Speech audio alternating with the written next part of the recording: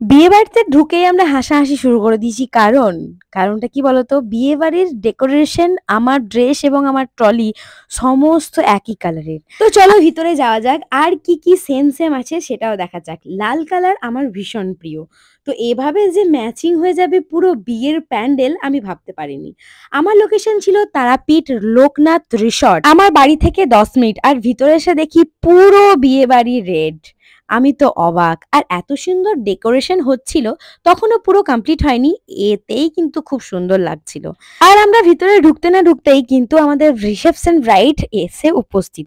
আর একটুর জন্য একটা দুর্ঘটনা ঘটে যেত। দেখতে পাচ্ছ তো লাইটটা কিভাবে পড়ে গেছে। আজকের রাইড ছিল ভীষণ মিষ্টি এবং ভীষণ শান্ত চুপচাপ, মানে সে কিছুই বলতে চায় না, তুমি তোমার মতো লুক করে দিতে পারো। তো চলো ভিতরে যাওয়া যাক। আর ব্রাইড কি বলছে না বলছে সেটাও আমাদের শুনে নেওয়া যাক। আর ভিতরে গিয়ে দেখি ব্রাইডের ননদ শাড়ি জুয়েলারি সমস্ত কিছু আমাদেরকে দেখিয়ে তারপরে আবার আমার হাজবেন্ডের ছোটবেলাকার বান্ধবী এত মিশুকে, এত ফ্রেন্ডলি আর এত গল্প করতে পারে হিসাবে অনেক পজিটিভ কথা বলে আমার মাইন্ডটাকে খুব সুন্দর করে আর আমাকে খুব ভালো লাগে। চলো ব্রাইডের কাছ থেকে জেনে নিই তার কেমন লুক চাই।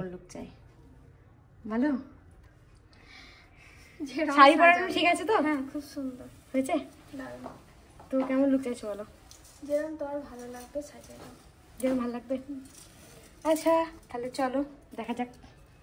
বুঝতেই পারলে যে ব্রাইডের কোনো রকম চাহিদা নেই, যেরকম আমার ভালো লাগবে সেরকম করে দিতে। ব্রাইডের আইটা একটু বড়, সে অনুযায়ী আমি মেকআপ করার পর লাস্ট অফ আই মেকআপ করি। তো আই মেকআপটা আমি একটু অন্যরকম করেছিলাম।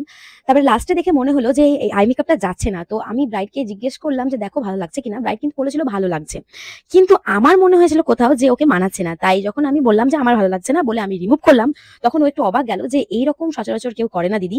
তুমি যেমন তোমার মনে হলো যে আই মেকআপটা ভালো লাগছে না বলে মুছে দিলে, এরকম কিন্তু কেউ করে না। তো দেখো ব্রাইডের আই মেকআপটা আমি এটা করেছিলাম লাস্ট মুছে। তো যেটা করেছিলাম যেটা আমার ভিডিও নিতে ভুলে গেছিলাম। তো আমার ব্রাইডের ফুল মেকআপটা তোমাদের কেমন লাগছে সেটা তোমরা জানাও। আর ব্রাইডের মেকআপ হয়ে যাওয়ার পর আমরা কিন্তু এভাবে বসেছিলাম, কারণ গয়না জুয়েলারি কিছুই আনা হয়নি। আর জুয়েলারি যতক্ষণ না আনবে ততক্ষণ মেকআপ কমপ্লিট করতে পারবো না আমরা। তো সেই জন্য আমরা বসে বসে অপেক্ষা করছিলাম কখন জুয়েলারি আসবে। তো জুয়েলারি আসার পর যে ফুল লুকটা সেটা তোমাদের সঙ্গে শেয়ার করছি, দেখে নাও। এটা ছিল ব্রাইডের ফুল লুক। আমি সবসময় চেষ্টা করি ব্রাইডকে আমি যতটা জানি বা যতটা মনে হয় যে এটাও ঠিক ততটাই করে দেওয়ার চেষ্টা করি।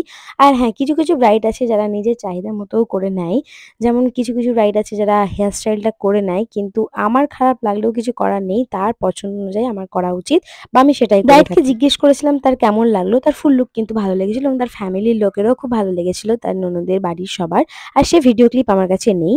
ব্রাইড এখানে চুপটি করে সুন্দর করে বসে আছে। আর এর ফাঁকে কিন্তু আমি তার ননদ, তার দিদিকেও আমি রেডি করেছিলাম। তার কোনো ভিডিও ক্লিপ আমার নেই, একটা ফটো অ্যাড করে নিলাম, তোমরা দেখে নাও। এরকম ছিল তার দিদির লুকটা। তোমাদের পুরো ভিডিওটা কেমন লেগেছে অবশ্যই জানাবে। সবাই ভালো থেকো, সুস্থ থেকো। দেখা হচ্ছে নেক্সট কোনো ভিডিওতে। Tata, by.